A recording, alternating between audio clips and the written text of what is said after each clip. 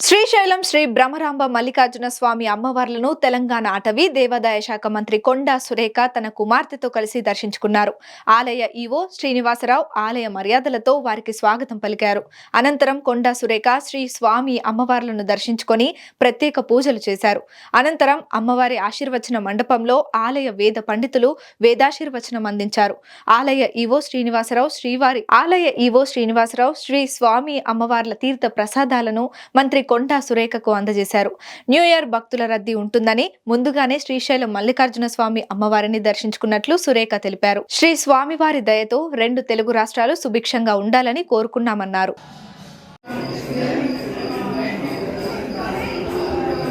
అంటే